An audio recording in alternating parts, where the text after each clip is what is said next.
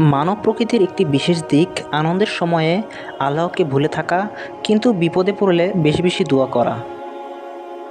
নিঃসন্দেহে এই আচরণ মহান প্রতিপালকের প্রকৃত দাসত্বের অনুভূতির সাথে সাংঘর্ষিক। কোরআনে বিভিন্ন স্থানে এর স্বভাবের নিন্দা করা হয়েছে। এক স্থানে আল্লাহ বলেন, যখন আমি মানুষকে নিয়ামত প্রদান করি তখন সে মুখ ফিরিয়ে নেয় ও দূরে সরে যায়, আর যখন কোনো অমঙ্গল বা কষ্ট তাকে স্পর্শ করে তখন সে লম্বা চওড়া দোয়া করে।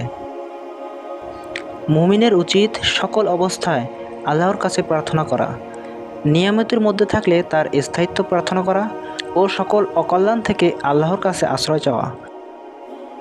কোনো অসুবিধা থাকলে তার কাছে আশ্রয় ও মুক্তি চাওয়া। এটা মুমিনের চরিত্র।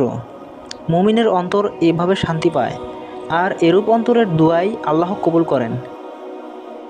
আবু হুরাইরা রাদিয়াল্লাহু আনহু বলেন, রাসূলুল্লাহ সাল্লাল্লাহু আলাইহি সাল্লাম বলেছেন, যে ব্যক্তি চায় যে কঠিন বিপদ ও যন্ত্রণা দুর্দশার সময় আল্লাহ তার প্রার্থনায় সাড়া দিবেন, সে যেন সুখ শান্তির ও সচ্ছলতার সময় বেশি বেশি আল্লাহর কাছে দোয়া করে।